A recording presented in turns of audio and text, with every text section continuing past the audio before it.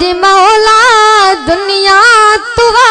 बराई तो आसमान ठाया धरती तो विछाई तो आसमान ठाया धरती तो विछाई हर चीज तो जी मौला दुनिया तुवा बराई तो आसमान ठाया धरती तो विछाई तुझ जान बे समूरा तुझ जावल समूरा तुझे दर्द कर रब आजा हली समूरा तुझ जान बे समूरा तुझ जावल समूरा तुझे दर्द कर रब आया हली समूरा तुझे ही आडो सबनी पेशानिया झुकाई तुझे ही आडो सबनी पेशानिया झुकाई तो आसमान ठाया धरती तो विछाई तो आसमान ठाया धरती तो विछाई हर चीज तो जी मौला दुनिया तुआ बराई तो आसमान ठाया धरती तो विछाई मेरा जहाज तुझा दरिया तो वहाई समंदर जैसे रवच में बेरा तो हलाई मेरा जहाज तुझा दरिया तो वहाई समंदर जैसे रवच में बेरा तो हलाई उबते जहाज उड़ने ताकत न बेकाई उबते जहाज उड़ने ताकत न बेकाई तो आसमान ठाया धरती तो विछाई तो आसमान ठाया धरती तो विछाई हर चीज तो जी मौला दुनिया तुवा बराई तो आसमान ठाया धरती तो विछाई पुटरा बितूनिए तो न्याड़ियों बितूनिए तो गरड़ो घर दियाड़ियों न्यारो बितूनिए तो गरड़ो घर दियाड़ियों राणियों बितूनिए तो खंड खेर तुझा साई माखी मक्खन मिठाई तो आसमान ठाया धरती तो विछाई तो आसमान ठाया धरती तो विछाई हर चीज तो जी मौला दुनिया तुआ बराई तो आसमान ठाया धरती तो विछाई तो आसमान ठाया धरती तो विछाई जो सर नूरवा जो दिल जसरूरवा जो सरासर नूरवा जो दिल जसरूरवा साकेली जात या खुदा साकेली जात या खुदा जो सरासर नूरवा जो दिल जसरूरवा जो सरासर नूरवा जो दिल जसरूरवा साकेली जात या खुदा साकेली जात या खुदा जंहिंखे आदम साड़े बेरनूह जताड़े जंहिंखे आदम साड़े बेरनूह जताड़े खल्क जंहिंजे सहाड़े साकेली जात या खुदा साकेली जात या खुदा जो सरासर नूरवा जो सुरूर जो सरासर नूर जो दिल जो सुरूर साकेली ज़ात या खुदा साकेली ज़ात या खुदा जो सरासर नूर जो दिल जो सुरूर साकेली ज़ात या खुदा सिजकला है उबारे जबल जन जोड़ाने सिजकला है उबारे जबल जुर जोड़ाने जे को जन जग चारे साकेली ज़ात या खुदा साकेली ज़ात या खुदा जो सरासर नूर जो दिल जो सुरूर जो सरासर नूर जो दिल जो सुरूर साकेली ज़ात या खुदा साकेली ज़ात या खुदा जो सरासर नूर जो दिल जो सुरूर साकेली ज़ात या खुदा दार या सिकंदर पीर या पैगंबर दार या सिकंदर पीर या पैगंबर मटन जे जो हम सर साकेली ज़ात या खुदा साकेली ज़ात या खुदा जो सरासर नूर जो दिल जो सुरूर जो सरासर नूर जो दिल जो सुरूर साकेली ज़ात या खुदा साकेली ज़ात या खुदा जो सरासर नूर जो दिल जो सुरूर साकेली ज़ात या खुदा काकी ही सौदा सारी दुनिया ख्वाबा काकी ही सोहराबा सारी दुनिया ख्वाबा जे सजायो ही बाबा साकेली ज़ात या खुदा साकेली ज़ात या खुदा जो सरासर नूर जो दिल जो सुरूर जो सरासर नूर जो दिल जो सुरूर साकेली ज़ात या खुदा साकेली ज़ात या खुदा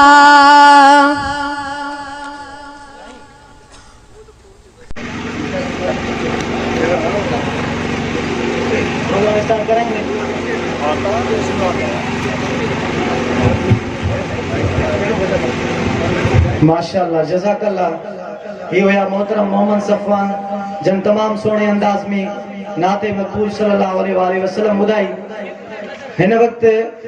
ही जेको तइलीमी कॉन्फ्रेंस जो निकाह थियो आहे उन जो बाक़ाइदा आगाज़ थियण वारो आहे ऐं उन खां अॻु में आउं दोस्तनि जी ख़िदमत में अर्ज़ु कंदुसि त टाइम जी जेकी लिमिट आहे उहा 6 मिंट आहे 6 मिंटनि में हू पंहिंजी जेके दोस्त आहिनि उहे पंहिंजो ख़िताब मुकमल कंदा ऐं उन खां अॻु आउं हज़रत साईं मौलाना उस्ताद अब्दुल हामिद शेख साहब जन के पंहिंजे प्रोग्राम में अचण ते भलीकार चवां थो ऐं पिंडाल में वेठल सभिनी दोस्तनि खे स्टेज ते वेठल असांजा उलमा इकराम जमियत उलमा इस्लाम जा अॻवान सभिनी मौजूदीन खे पंहिंजे प्रोग्राम में अचण ते दिलि जी गहराइयुनि सां भलीकार चऊं था प्रोग्राम जो बाक़ाइदा आगाज़ तिलावत कलाम पाक सां थींदो आउं तिलावत कलाम पाक जे लाइ अर्ज़ु कंदुसि क़ारी मोहम्मद मलूक महर साहब जन के तो वो स्टेज तरफ अचन ऐं तिलावत कलाम पाक पेश कन क़ारी मोहम्मद मलूक महर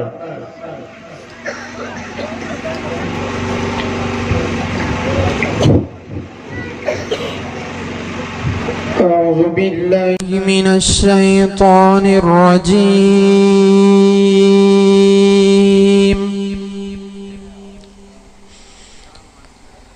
بسم الله الرحمن الرحيم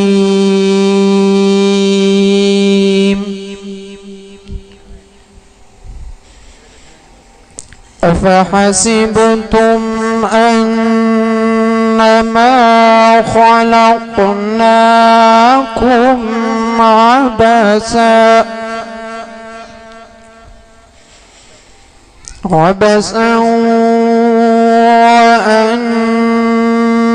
وأنكم إلينا لا ترجعون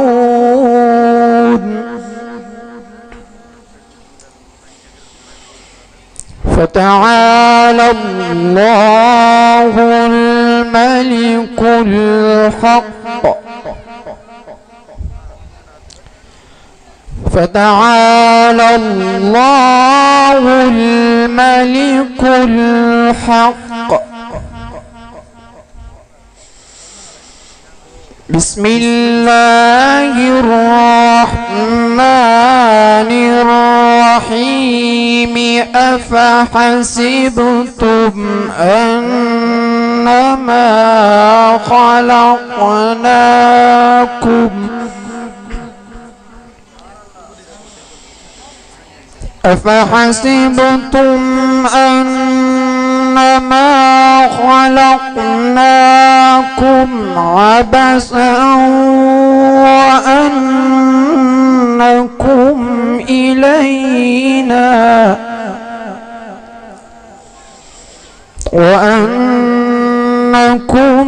إلينا لا ترجعون.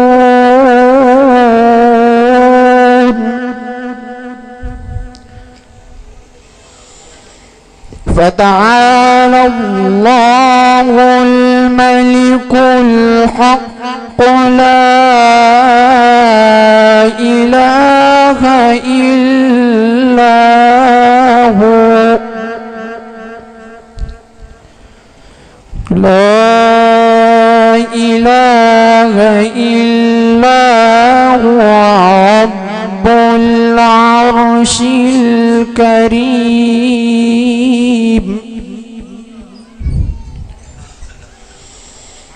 ومن يدع مع الله إلها آخر لا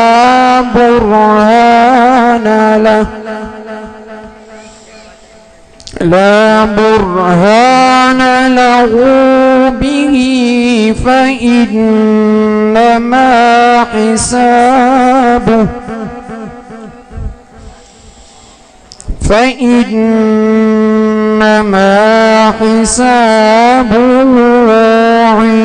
عند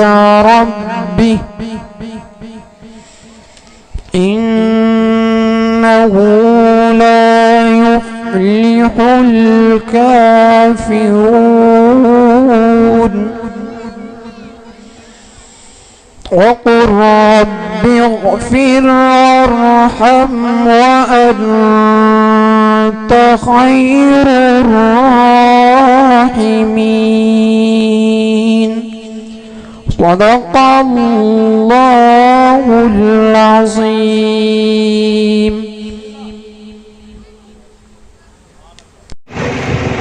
अजो ही तालीमी कॉन्फ्रेंस वो तकरीरी मुकाबला बेउनवान निज़ामे मुस्तफ़ा कॉन्फ्रेंस जे हवाले सां जो ही अॼु प्रोग्राम मुनक़िद कियो वियो आहे। अॻु में बि इहो अर्ज़ु करे चुकुसि त जेके हिन प्रोग्राम में दोस्त शरीक आहिनि उन्हनि खे टाइम जी मुकमल पाबंदी करणी आहे। 6 मिंटनि जो जेको आहे वक़्त जो तयन कयो वियो आहे ऐं 6 मिंटनि में उहे दोस्त पंहिंजो ख़िताब कंदा ऐं इन में असांजा जेके जज हज़रात आहिनि उहे जेके पंहिंजो फ़र्ज़ सरंजाम ॾियनि पिया हज़रत साईं मौलाना उस्ताद अब्दुल हामिद शेख साहब फाज़िल नौजवान हज़रत मौलाना मुफ्ती ग़ुलाम क़ादिर महर साहब आहिनि जेके इन सॼे माहौल खे उन ख़िताब खे ॾिसंदा ऐं पंहिंजे इल्म सां ऐं प्रोग्राम खे अॻिते वधाईंदे ज़वाल ॾींदो उरूज ॾींदो खुदाई कमाल ॾींदो सियाह फाम तकनि जा सियाम फाम तकन जा रब पढ़ाईंदो सियाह फाम तकन जा रब पढ़ाईंदो जमील के बणाए जमाल ॾींदो जमील के बणाए जमाल ॾींदो किथे त आहिनि माण्हू के सोन में तुरंदा किथे त आहिनि माण्हू के सोन में तुरंदा नबी यूसुफ जो जग मिसाल ॾींदो नबी यूसुफ जो जग मिसाल ॾींदो ॾिसी कमाल न पढ़जे ज़वाल ॾींदो उरूज ॾींदो ख़ुदा ऐं कमाल ॾींदो कॾहिं सहाबा बुख ते कॾहिं सहाबा बुख ते रही बेहोश थियनि कॾहिं त के सरू किसरा जो माल ॾींदो ॾिसी कमाल न पढ़जे ज़वाल ॾींदो उरूज ॾींदो ख़ुदा ऐं ज़वाल ॾींदो ॾिसी कमाल न पढ़जे ज़वाल ॾींदो उरूज ॾींदो ख़ुदा ऐं कमाल ॾींदो गुलाम कादिर रब खां हलाल गुर्ज सदा हलाल गुर्ज सदा हलाल गुर्ब अगर हा हलाल ॾींदो हलाल गुर्ब अगर हा हलाल ॾींदो ॾिसी कमाल न पढ़जे ज़वाल ॾींदो उरूज ॾींदो ख़ुदा ऐं कमाल ॾींदो जेटिया जिंदाबाद जेटिया जेटिया ही जिंदाबाद जिंदाबाद जेटिया चल सलामत ही रहे ता कयामत ही रहे चल सलामत ही रहे ता कयामत ही रहे शाद रहे ही शाद जेटिया ही जिंदाबाद जिंदाबाद जिंदाबाद जेटिया ही जिंदाबाद जिंदाबाद जिंदाबाद जेटिया ही जिंदाबाद जज्बो ही जवानन जो जेटी आज दीवानन जो जज्बो ही जवानन जो जेटी आज दीवानन जो आबाद रहे आबाद जेटिया है जिंदाबाद जेटिया है जिंदाबाद दीन ऐं इस्लाम जो हक़ जही पैगाम जो दीन ऐं इस्लाम जो हक़ जही पैगाम जो इमदाद खुदा इमदाद जेटिया है जिंदाबाद जेटिया है जिंदाबाद अब्दुल हमीद नवाज मिठो सिराज अहमद साण कठो अब्दुल हमीद नवाज मिठो सिराज अहमद साण कठो जिंजो थियल तैयार ज़ाद ज़ाद जेटिया है जिंदाबाद जिंदाबाद जिंदाबाद जेटिया है जिंदाबाद नवीद सबले दुआ करे खुश रहन खुदा करे नवीद सबले दुआ करे खुश रहन सदा करे फरियाद दर रब फरियाद फरियाद दर दर फरियाद फरियाद दर रब फरियाद जेटिया है जिंदाबाद जिंदाबाद जेटिया है जिंदाबाद जिंदाबाद जेटिया है जिंदाबाद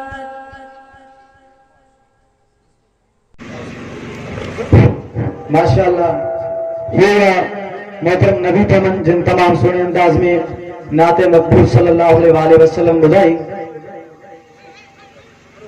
सारी रात सुबहान जागी जन याद कयो सारी रात सुबहान जागी जन याद करो अदियो अब्दुल लतीफ चए मिट्टी लदो मान तोड़े कन सलाम अच्छी याद हो नचे। प्रोग्राम के अॻिते वधाईंदे दावत खिताब जे लाइ अर्ज़ कंदुसि हज़रत साईं अब्दुल कादिर महर साहब जन के तो स्टेज तरफ़ अचनि ऐं मुख़्तसर खिताब करण फरमाइनि।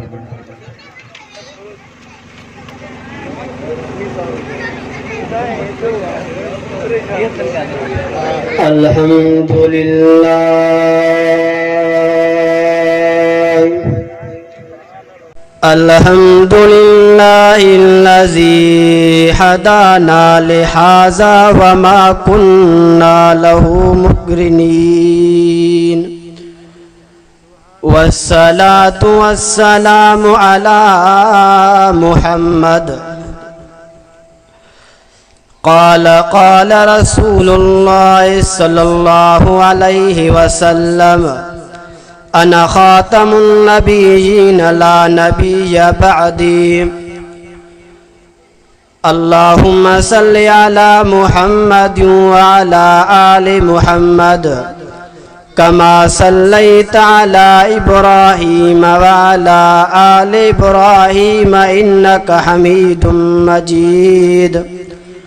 अल्लाहुम्मा बारिक अला मुहम्मद व अला आलि मुहम्मद कमा बारकत अला इब्राहीम व अला आलि इब्राहीम इन्नका हमीदुम मजीद। दुआ है अल्लाह तबारक व तआला का मूं आजिज़ बंदे के सही सही बयान करण जी तौफ़ीक़ अता करे ऐं तमाम मुसलमाननि के जेकी मां हदीस पाक बयान कई है इन जे मथां अमल करण जी तौफ़ीक़ अता फरमाए। मां शुक्रगुज़ार आहियां जो अल्लाह तबारक व तआला मूंखे 2-3 लफ़्ज़ चवण जी सादत नसीब फरमाई आहे। मां जमियत तुलबा इस्लाम जे कारकुननि मां हिकु अदना में अदना कारकुन आहियां। अल्लाह तबारक व तआला इन जमियत तुलबा इस्लाम जे कारकुननि जी मेहनत क़बूल मंज़ूर फरमाए। 1 जुलाई 2023 बिरोज़ छंछर जे ॾींहुं निज़ामे मुस्तफ़ा मौज़ू निज़ामे मुस्तफ़ा तक़रीरी मुक़ाबिले जे उनवान सां ही प्रोग्राम मुनाकिद कयो वियो आहे। दुआ है अल्लाह तबारक व तआला खां जेके भी 2-3 लफ़्ज़ चवराए वो हक़ सच चवराए। छो त हिन वक़्त तव्हां ॾिसी रहिया हो त जमियत तुलबा इस्लाम जी केतिरी महिनत आहे। जमियत तुलबा इस्लाम जेकी भी जदोजहद करे रहा आहिनि उहे पंहिंजे लाइ न करनि था बल्कि पंहिंजे हिन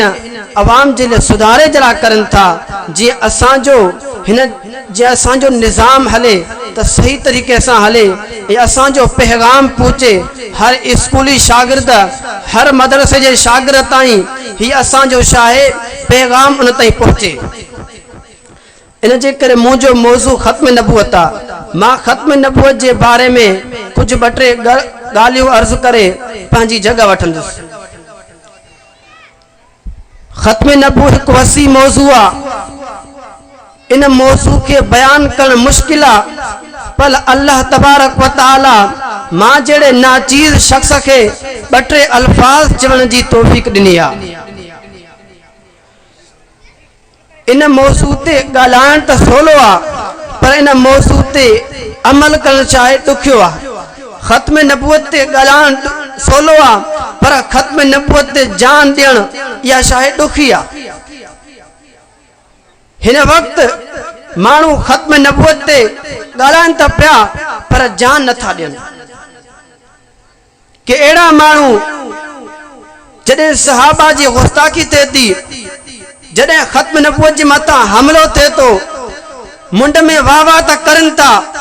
जॾहिं इहो हमिलो थिए थो ख़त्म नबूअत जे मथां सहाबा जे मथां जॾहिं कुझु हमिलो थिए थो उन खां बाद उहे साॻा माण्हू चुप थी था वञनि। जीअं ॾिसो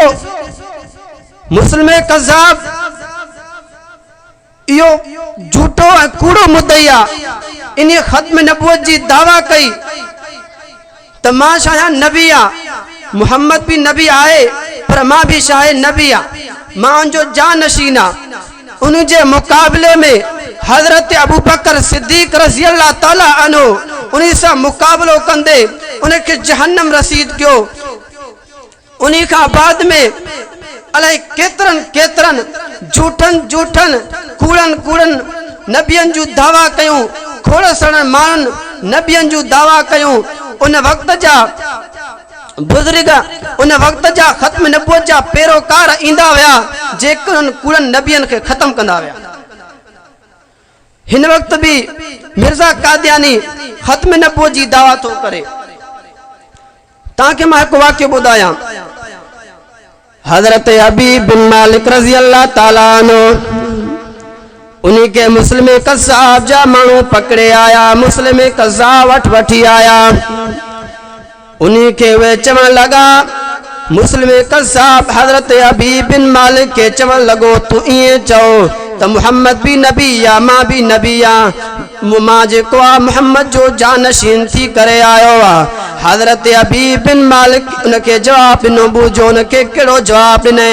ए मुस्लिम कज़्ज़ाब, जेका तू गाल कई आ या गाल मुंहिंजा कन नथा ॿुधनि। उन्हीं छा चयो, तू सिर्फ ये चओ तो मोहम्मद भी नबी आए, उन्हीं खां बाद में मां भी नबी आया। उन्हीं बुजुर्ग छा चयो, हजरत हबीब बिन मालिक मुंहिंजा कन नथा ॿुधनि। वरी ॿियो मतबो चएसि तू इएं चओ नी चओ मुंहिंजा कन नथा ॿुधनि। हजरत हबीब बिन मालिक जी पहिरीं सॼी बाज़ू ख़त्म कई वई, ॿी बाज़ू ख़त्म कई वई। हजरत हबीब बिन मालिक के टुकड़ा टुकड़ा कयो हो, तभी भी खत्म नबूवत जे मथा कुर्बान आ। ये शायद सहाबा जी कुर्बानी हुई। हिन वक्त अॼुकल्ह असां मुस्लमान जी अहिड़ी कुर्बानी ना आहे। उन्हीं का बाद में ॾिसो उलमा देवबंद जी कहिड़ी कुर्बानी आ। उलमा देवबंद खत्म नबूवत जे मथा केतिरियूं कुर्बानियूं ॾिनियूं आहिनि। हजरत अनवर शाह कश्मीरी रहमतुल्लाह अलैह एक किताब लिखी। उन्हीं किताब में कई मिर्जाई कुछ वादारियूं ॻाल्हियूं कयूं, कुछ ॻाल्हियूं तब्दील कये। हजरत अनवर शाह कश्मीरी रहमतुल्लाह अलैह दारुल-उलूम का निकतो आ। हिकड़ी औरत जी आवाज ते लब्बैक कंदे बावलपुर जी सरजमीन ते पहुंची करे जज जे अॻे आयो। जज के चए बराए मेहरबानी हिन मिर्जा कादियानी हिन किताब में कुछ वादारी गाल कई आहे, हिन किताब में कुछ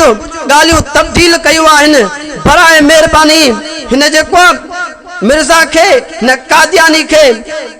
कैद कयो वञे। उन्हीं का बाद में उन जज चयो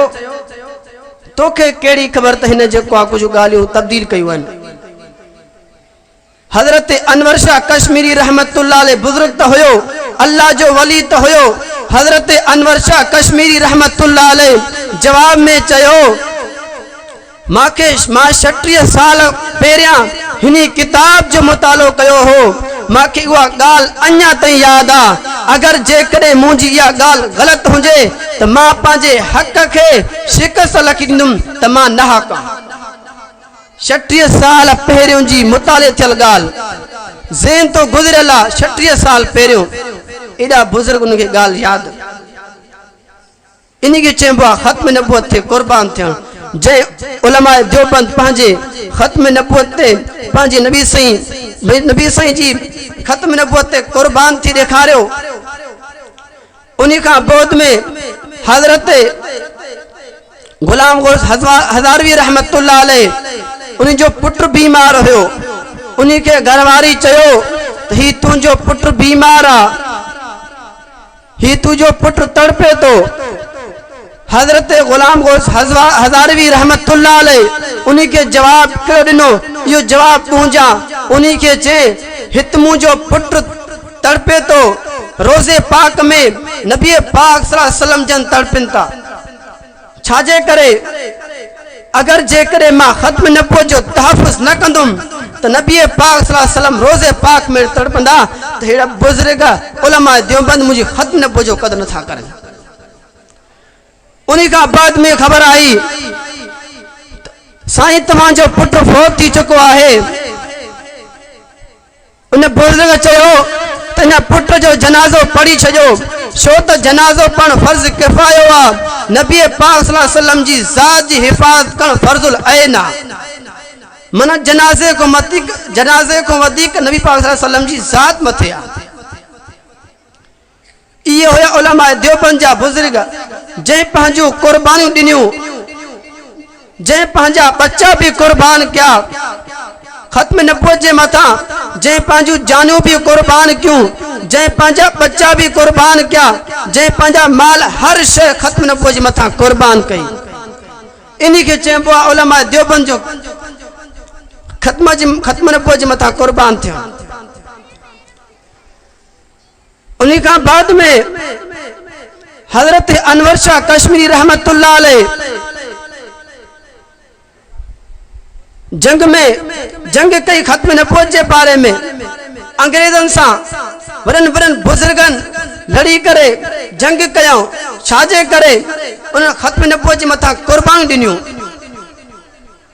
असेंबली में जंग कई हजरत मौलाना मुफ्ती महमूद रहमतुल्लाह अलैह।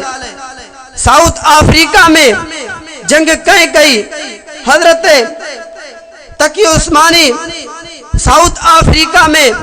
जंग कई ख़त्म नबूवत जेके ख़त्म नबूवत जे खिलाफ हुया उन सां जंग कयूं। इन्ही के चइबो आहे ख़त्म नबूवत जो उलमा देवबंद पंहिंजूं कुर्बानियूं ॾिनियूं, हर शइ जान भी लुटाए हुया, बच्चा भी लुटाए हुया, सब कुछ ख़त्म नबूवत जे मथां छा लुटाए। दुआ है अल्लाह तबारक व तआला का मुआजिज बंदे जेके भी बटे अल्फाज अचा अल्लाह तबारक व तआला कबूल मंजूर फरमाए। वमा तौफीक इल्ला बिल्लाह।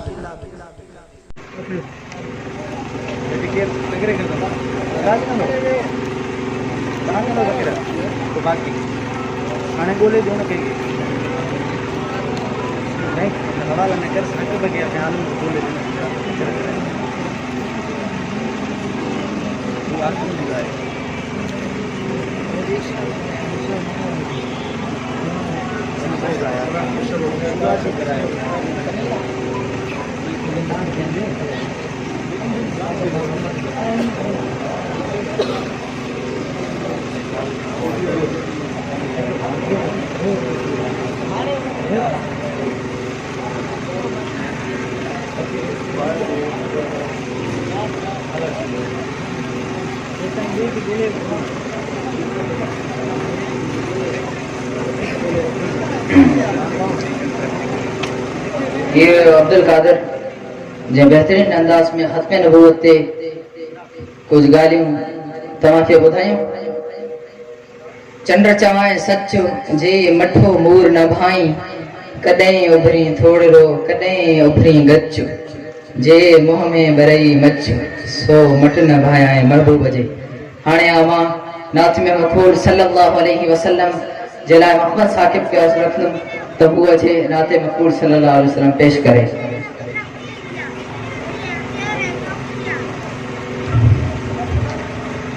दुरूद पाक पढ़ो। अल्लाहुम्मा सल्ली अला मुहम्मदिन व अला आलि मुहम्मद कमा सल्लैता अला इब्राहीम व अला आलि इब्राहीम इन्नका हमीदुम मजीद। अल्लाहुम्मा बारिक अला मुहम्मदिन व अला आलि मुहम्मद कमा बारकता अला इब्राहीम व अला आलि इब्राहीम इन्नका हमीदुम मजीद।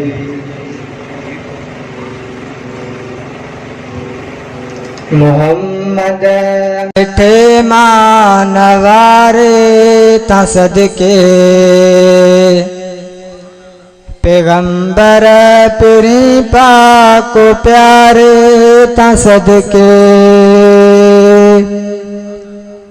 मोहम्मद मिठे मानवारे ता सदके पैगंबर पुरी पाक प्यारे ता सदके चयाई जीवन खे त आडो अची पियो इशारो कयाई त चंड चीरजी पियो चयाई जीवन खे त आडो अची पियो इशारो कयाई त चंड चीरजी पियो मां आकाज अहिड़े इशारे तां सदके मोहम्मद मिठे मान वारे तां सदके पैगंबर पिरी पाक प्यारे तां सदके मोहम्मद मिठे मान वारे तां सदके खुदा जी खुदाई में बेमिसल बाला न उन जहिड़ो थियो आ न थींदो को आला खुदा जी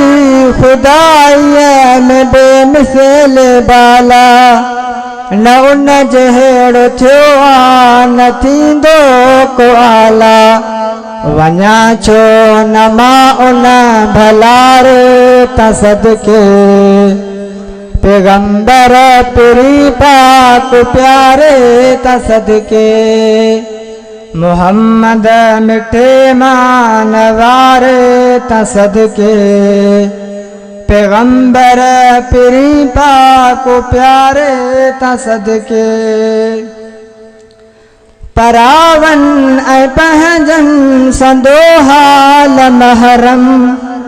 गरीबन ज़ईफ़न यतीमन जो हमदम परावन ऐं पंहिंजन संदो हाल महरम गरीबन ज़ईफ़न यतीमन जो हमदम समूरन जे साथी सहारे तां सदके मोहम्मद मिठे मान वारे तां सदके पैगंबर पिरी पाक प्यारे तां सदके मोहम्मद मिठे मान वारे तां सदके हयाती हम्माद मुंहिंजी अजेसी सना पंहिंज साईं जी लिखंदुसि पितेसी हयाती हम्माद मुंहिंजी अजेसी सना पंहिंज साईं जी लिखंदुसि पितेसी कंदुसि सोच कामिल करारे तां सदके मोहम्मद मिठे मान वारे तां सदके पैगंबर पिरी पाक प्यारे तां सदके मोहम्मद मिठे मान वारे तां सदके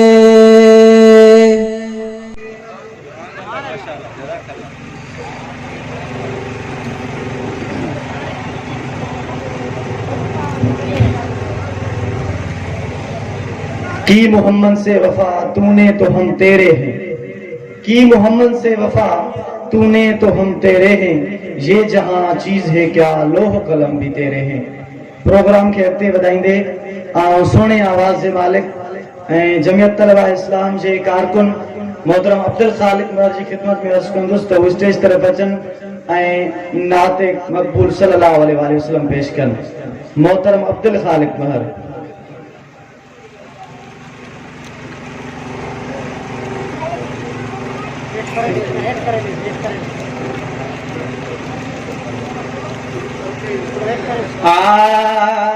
सजदे में सिर आए तो खे बाझारा रब सारिया तो दाता तुझे दर ते वेठो नीर किन मारिया तो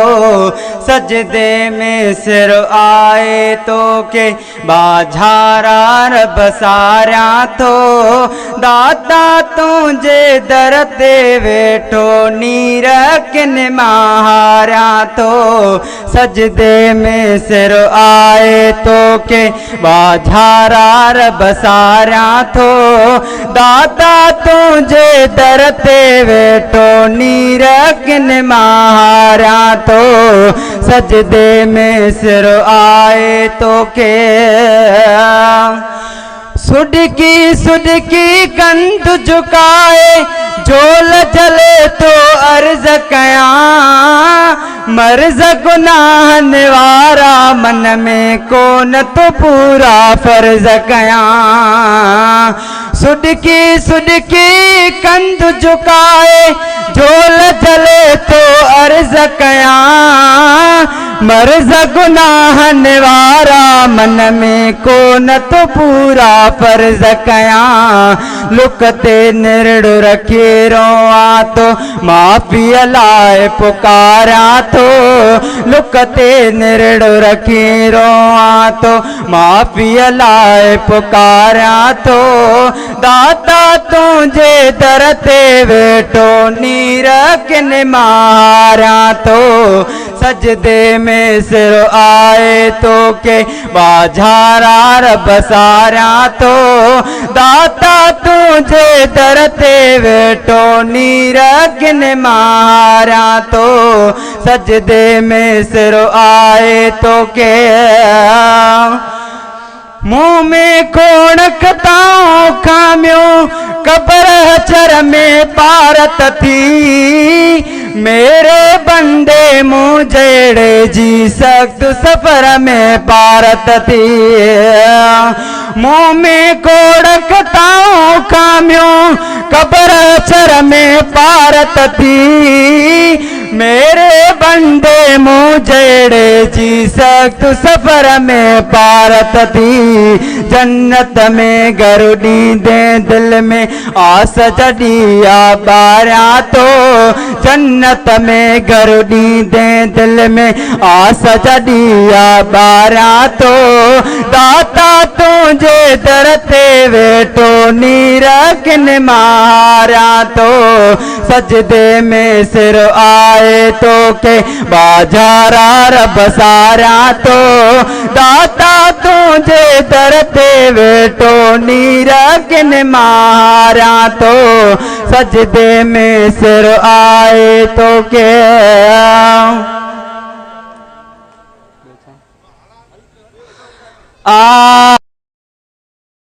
को सा जो साइया सिद्धि को सा जो साइया फारूक दरजा गुलाम आयो उस्मान अखिन जो ठाराए हैदर के मनी दायमा मायो सिद्दीक को सा जो साइया सिद्दीक को सा जो साइया फारूक दरजा गुलाम आयो उस्मान अखिल जो ठाराए हैदर के मनी दायमा मायो जो यार रफीक लगार पियो सारी उम्मत जो सरदार पियो जो यार रफीक लगार पियो सारी उम्मत जो सरदार पियो आका जो खलीफो पहलो नबर आका जो खलीफो पहलो नबर असां उन जा गुलाम तमाम आयो आका जो खलीफो पहलो नबर असां उन जा गुलाम तमाम आयो उस्मान अखिन जो ठाराए हैदर के मनी दायमा मायो वरे वरे तो नबी फारूक उमर जय कुफर जी टोड़ी आए कमर वरे वरे तो नबी फारूक उमर जय कुफर जी ठोड़ी आए कम जेका खार को आए अजो भी कुफर जेका खार को आए अजो भी कुफर कंद साईं कंहिंखे सलाम आयो जेका खार को आए अजो भी कुफर कंद साईं कंहिंखे सलाम आयो उस्मान अखियुनि जो ठाराए हैदर के मनी दाए माम आयो जो बाके नबीअ जे यारनि ते पगदार जे प्यारनि प्यारनि ते जो बाके नबीअ जे यारनि ते पगदार जे प्यारनि प्यारनि ते उन घर के ॾिसी रजवात मता उन घर के ॾिसी रजवात मता ॾींदलो हक़ बाए लॻा मायो उन घर के ॾिसी रजवात मता ॾींदलो हद बाए लॻा मायो उस्मान अखियुनि जो ठाराए हैदर के मनी दाए माम आयो अली सोहणो खुदा जो शेर आए दिल बर ॾाढो दिलेर आए अली सोहणो खुदा जो शेर आए दिल बर ॾाढो दिलेर आए नबी पाक जे प्यारे न्याणे के नबी पाक जे प्यारे न्याणे के ॾींदा जीअ में जायो जामायो नबी पाक जे प्यारे न्याणे के ॾींदा जीअ में जायो जामायो उस्मान अखियुनि जो ठाराए हैदर के मनी दाए माम आयो उस्मान नबीअ जो न्याणो आ उम्मत जे रूह जो राणो आ उस्मान नबीअ जो न्याणो आ उम्मत जे रूह जो राणो आ जेको इल्म हया जी काणाए जेको इल्म हया जी काणाए असां उन जो अदब एतिराम आयो उस्मान अखियुनि जो ठाराए हैदर के मनी दाए माम आयो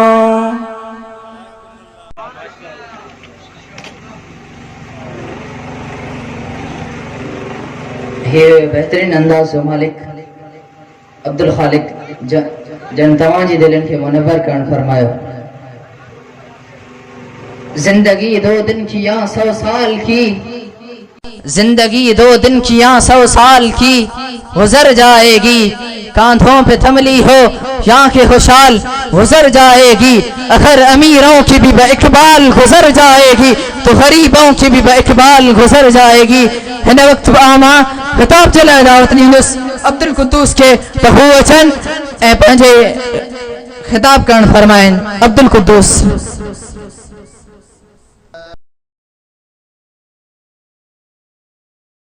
अल्हम्दुलिल्लाह नहमदुहु व नस्तईनुहु व नस्तगफिरुह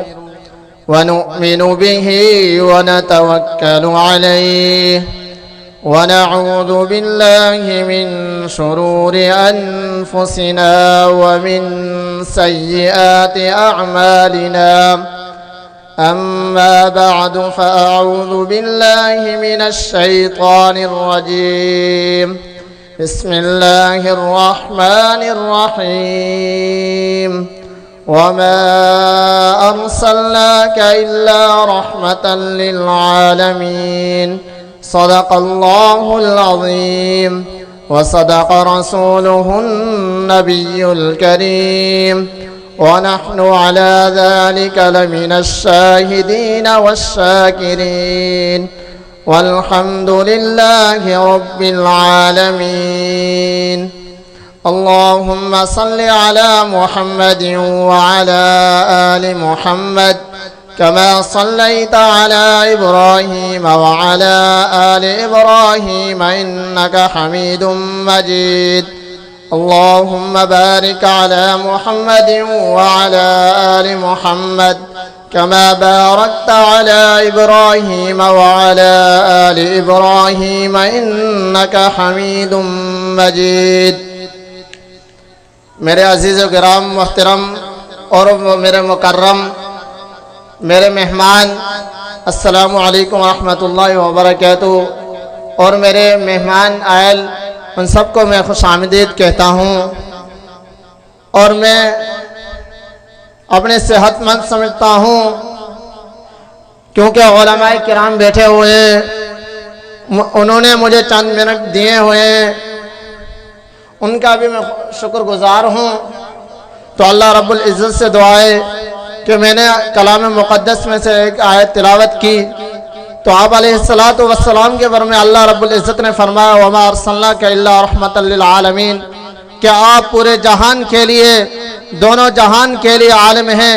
एक बस्ती के लिए आलिम नहीं, एक देहात के लिए आलिम नहीं, एक कोशे के इलाके के लिए आलिम नहीं, बल्कि पूरे जहान के लिए आलिम हैं। इतने वाक़े हैं मैं आप अलैहिस्सलातु वस्सलाम पर बयान नहीं कर सकते क्योंकि आप अलैहिस्सलातु वस्सलाम तो रहमतुल लिल आलमीन हैं। हर किसी के लिए, छोटे के लिए, जवान के लिए, बूढ़ा हो या बच्चा हो, हर किसी के लिए आप अलैहिस्सलातु वस्सलाम रहमतुल लिल आलमीन हैं। मैं आपके सामने एक मुख्तसर वाक़या बयान करता हूँ जो सब किसी को मालूम होगा, लेकिन बताने के लिए ये नहीं है बल्कि बताना इसलिए होता है कि उस पर अमल करना। हज़रत अली रज़ी अल्लाह अन्हु ने फरमाया कि अगर एक दिन की बात हो 100 बार मुझे वही बात बताई जाए फिर भी मैं गौर से सुनूंगा। इससे मालूम हुआ कि उनकी दिल में कितनी तड़प है दीन के लिए। तो मैं वो मुख्तसर वाक़या आप अलैहिस्सलातु वस्सलाम के रहमत देखें कि एक काफरा बूढ़ी औरत है कि आप अलैहिस्सलातु वस्सलाम जब नमाज पर जा रहे हैं कितनी बार किचरा फेंकती है, आप अलैहिस्सलातु वस्सलाम वापस जाकर कपड़े तब्दील करते हैं। लेकिन आप अलैहिस्सलातु वस्सलाम की रहमत को देखें कि आप अलैहिस्सलातु वस्सलाम जब वो बीमार होती है सहाबा किराम से पूछते हैं कि इस मेरे सहाबा वो औरत कहाँ गई, वो नजर नहीं आ रही। कि सहाबा ने अर्ज किया, सहाबा ने बताया या रसूलल्लाह वो तो बीमार हो गई है। कि आप अलैहिस्सलातु वस्सलाम ने फरमाया चले उनकी इयादत करते हैं। कि आप अलैहिस्सलातु वस्सलाम जब उनके घर पर गई, आप अलैहिस्सलातु वस्सलाम उनके घर पर गए तो उनकी दरवाज़ा जब खटकाया उनकी बेटी आई तो आप अलैहिस्सलातु वस्सलाम को देखकर भागकर अपनी माँ को बताया, अम्मा जान जिस रसूल पर आप कचरा फेंकती थी वो आप घर पर आए हैं, वो बदला लेने आए हैं। आप अलैहिस्सलातु वस्सलाम की रहमत को देखें, जब आप अलैहिस्सलातु वस्सलाम उनके माँ पर पूछते हैं, उससे तबीयत पूछते हैं, उनका हाल पूछते हैं तो आप अलैहिस्सलातु वस्सलाम उस पर आप औरत कहती है ए मेरे रसूल मुझे कलमा पढ़ाए। ये आप अलैहिस्सलातु वस्सलाम की रहमत है। आप अलैहिस्सलातु वस्सलाम बच्चों पर भी रहमत करते थे। एक वाक़या है, आप अलैहिस्सलातु वस्सलाम ईद पर जा रहे थे, बच्चे आपस में खेल रहे थे, एक बच्चा रो रहा था। उससे आप अलैहिस्सलातु वस्सलाम ने पूछा ए बच्चा क्यों रो रहा है? उसने बताया कि मेरे माँ बाप नहीं है, मैं इसलिए रो रहा हूँ, मुझे कपड़े कौन खरीदेगा, मुझे खर्ची कौन देगा। तो आप अलैहिस्सलातु वस्सलाम उसको लेकर घर गए। अम्मा आशा रज़ी अल्लाह अन्हा से पूछा ए आशा घर में कोई चीज़ है, अगर कुछ है तो इस बच्चे को कपड़े दे दे, आज के बाद ये हमारा बच्चा है। देखो हमारे पैगंबर को देखें कितने शफीक हैं। आज हमें कुछ कहता है तो हमें उनको गालियां दे देते हैं। अगर कोई वट्टा मारता है तो हम उसको वट्टे के बदले ईंट भी मार देते हैं। अगर कोई ईंट मार दे उसके बदले में पत्थर मार देते हैं, बदले के बदले ऊपर जवाब देते हैं। हालांकि शरीयत ने यह कह दिया जितना उसने जुल्म किया यही करो। हमें चाहिए कि आप अलैहिस्सलातु वस्सलाम के नक्शे कदम पर चले। व आखिर दावाना अल्हम्दुलिल्लाहि रब्बिल आलमीन।